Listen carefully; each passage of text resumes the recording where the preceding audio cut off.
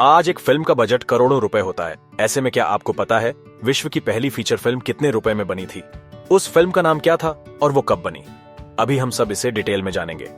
आप देख रहे हैं फिल्म वाला। उम्मीद है अब तक आपने चैनल को सब्सक्राइब कर लिया होगा।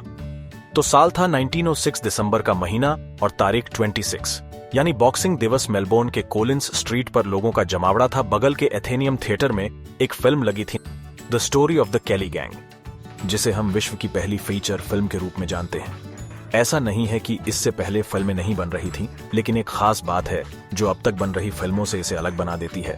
तो चलिए समझते हैं इस पूरी कहानी को। 1890 के दशक में यूरोप और नॉर्थ अमेरिका में अलग अलग जगहों पर घूमकर फिल्म प्रदर्शकों द्वारा फिल्में दिखाई जाती थीं, क्योंकि आज की तरह उस वक्त सिनेमा हॉल जैसा कोई कॉन्सेप्ट नहीं था।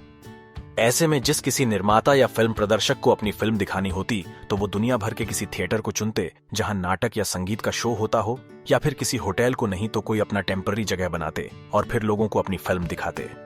ऑस्ट्रेलिया के मेलबर्न शहर में 5 भाइयों का एक टैट परिवार रहता था जो नाटक और संगीत का शोज करते थे। शहर में ऐसे ही कोई फिल्म दिखाने वाला आया हुआ था। उन्होंने वो फिल्म देखी और उससे काफी प्रभावित हुए। फिल्म का नाम था द ग्रेट ट्रेन रॉबरी। यह पहली व्यावसायिक सुपरहिट फिल्म थी। खैर, इस पर फिर कभी बात करेंगे। फिल्म देखने के बाद टैट भाइयों को लगा कि इस व्यवसाय में भी हाथ आजमाना चाहिए। फिर उन्होंने एथेनियम थिएटर में चल रहे अपने संगीत के कार्यक्रम में फिल्मों को शामिल करना शुरू कर दिया। ये फिल्में आमतौर पर छोटी होती थीं, जिनमें सिंगल शॉट या घटनाओं के संक्षिप्त अंश होते थे। इनमें कोई व्यापक कहानी नहीं होती थी। हालांकि इसकी लोकप्रियता से एक बात साफ हो गया कि फिल्मों को अकेले मनोरंजन के रूप में दिखाया जा सकता है।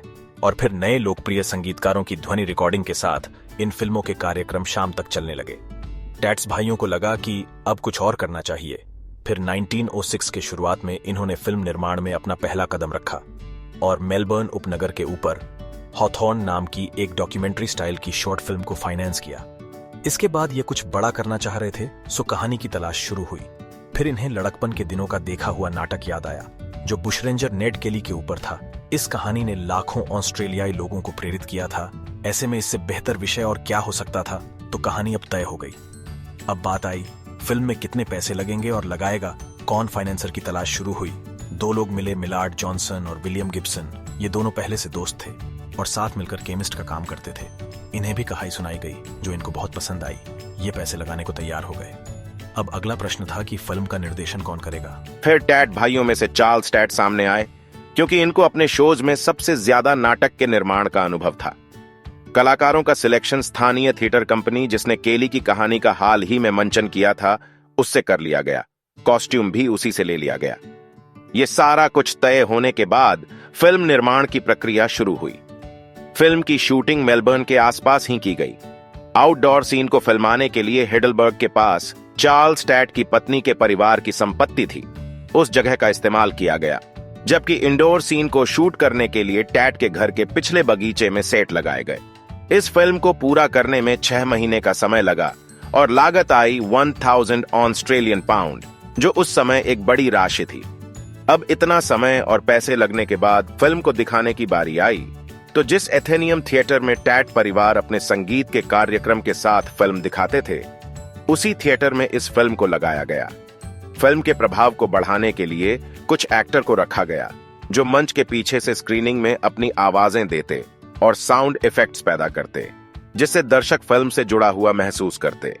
इस तरह यह फिल्म 5 हफ्ते हाउसफुल रही। फिर बाद में इसे बायोग्राफ नाम की एक कंपनी को दे दिया गया जो हर जगह घूम घूम कर फिल्म दिखाने का काम करती थी। आज की भाषा में कहें तो ये कंपनी फिल्म डिस्ट्रीब्यूटर के तौर पे काम करती थी। उन्होंने इस फिल्म को फरवरी 1907 में सिडनी के पैलेस थिएटर में दिखाया और फिर एडिलेड और ब्रिस्बेन में। इस तरह इसकी पहुंच बढ़ती गई। इसी साल सितंबर में जब इसे न्यूजीलैंड और इंग्लैंड में दिखाया जा रहा था, तब इसे अब तक की सबसे लंबी फिल्म के रूप में प्रचारित किया गया, जो उस वक्त के लिए बिल्कुल नई और अनोखी बात थी, क्योंकि अब तक बन रही फिल्मों की लंबाई अमूमन 10 मिनट के आसपास होती थी। ये पहली ऐसी फिल्म थी जिसे कई बार एडिट करने के बाद इसकी लंबाई 70 से 80 मिनट थी। दर्शकों का इसे भरपूर प्यार मिला और आर्थिक रूप से ये फिल्म बड़ी ही सफल रही। इसके निर्माता विलियम गिब्सन ने दावा किया कि इस फिल्म ने 25,000 पाउंड की कमाई की, जो उस वक्त के लिए बहुत बड़ी बात थी। वैसे इस फिल्म का विवादों से भी गहरा नाता रहा।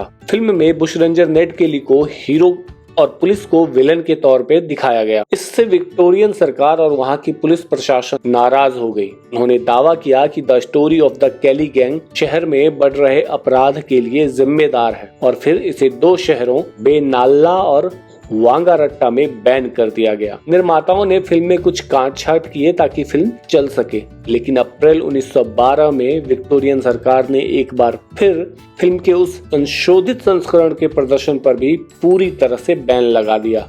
इस तरह केली गैंग की कहानी अंतर्राष्ट्रीय स्तर पर दिखाई गई और कथात्मक फीचर फिल्म के विकास के लिए एक प्रारंभिक बिंदु बन गई, जो आज भी जारी है। आपको ये जानकारी कैसी लगी हमें कमेंट करके जरूर बताइएगा और अगर अब तक आपने चैनल को लाइक या सब्सक्राइब नहीं किया तो कर लीजिएगा। धन्यवाद।